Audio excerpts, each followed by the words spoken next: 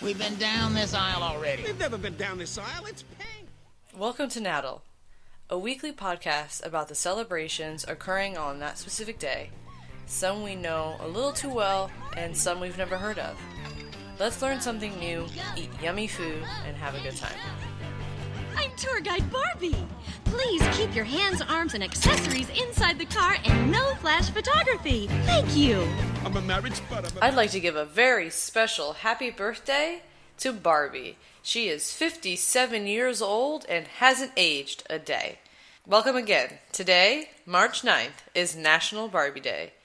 Barbies weren't a toy of my choice growing up, but I did have my fair share of Barbie dolls as gifts. I just did what everybody else did, I think. I took her clothes off, tried to contort her body as much as possible. Lots and lots of Barbie sex. But, moving on. It's kind of hard to deny, even for women like myself, who didn't care for Barbie growing up, that she was a big part of our culture, and still is today. For a quick little history, on March 9th, 1959, that was when Barbie was debuted at the American Toy Fair in New York City. Ruth Handler, who is co-founder of Mattel, was the woman behind Barbie. It's important to note that Barbie was named after her daughter Barbara.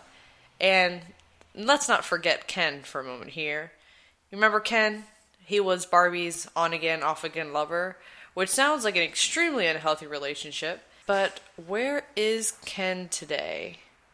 Anyway, Ken was named after Ruth's son. My question to Ruth, if I could ask her any question, would probably be, why would you name your two fictional doll lovers after your own children? Kind of seems a bit odd and incestuous. But moving on, since her release, Barbie has had to deal with a lot of drama on her behalf, from encouraging kids to be materialistic, to fostering negative body images. I mean, wow, it's really amazing the impact plastic can have on society. You make me feel my Barbie doll is really real. I always had a hard time with the controversy. It's true, Barbie is white, blonde. I mean, I should clarify that the original Barbie is white, blonde, and has a body that's impossible to achieve.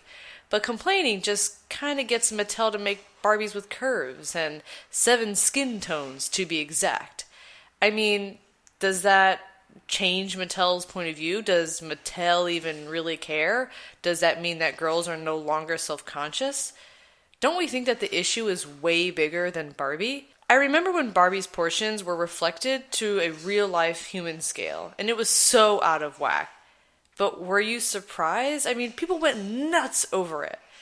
I wonder what would happen if this was done with the new curvy Barbie collection. Is curvy Barbie on a more realistic scale? Please inform me if I'm wrong, but I really am just going to say no. From the looks of it, only her hips are bigger. I mean, I guess she's technically curvy, but are we now going to complain that she's not big enough? I mean, where does it end? Toys should be what the designer makes of them. It's art. And it's our responsibilities as real humans and not pieces of plastic to remind children how they should view themselves and others. Despite all of this drama, from her release to 1993, sales of Barbie reached 1 billion. According to Forbes, though, now, Barbie sales have been dropping every year for the past few. I think Frozen stole the limelight, but I think the attention or obsession with Frozen is slowly starting to fade away.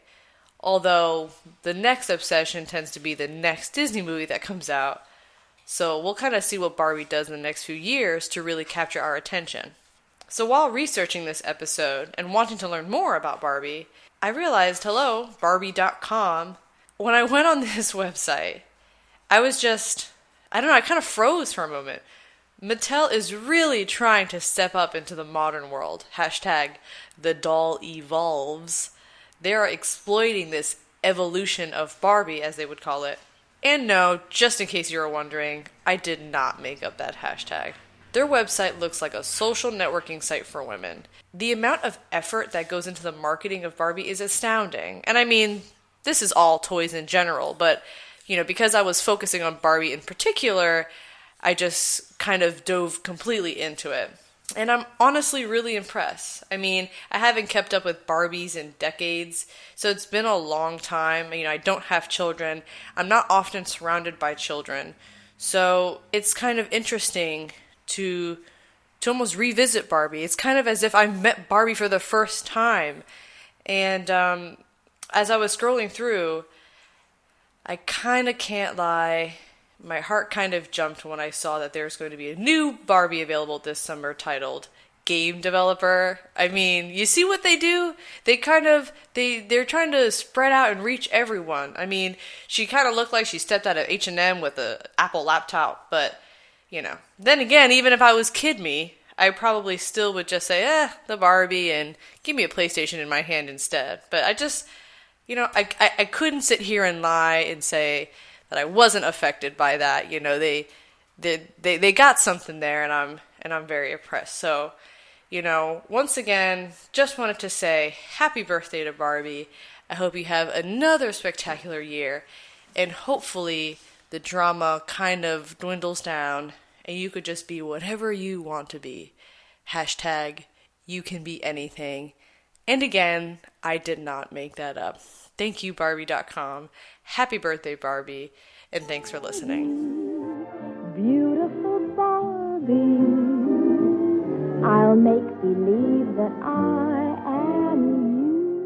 Well, I definitely hope that you enjoyed today's episode. This should be one of many more to come. Feel free to subscribe. If you want to contact me, you can always send me an email at natlpodcast@outlook.com, natlpodcast@outlook.com.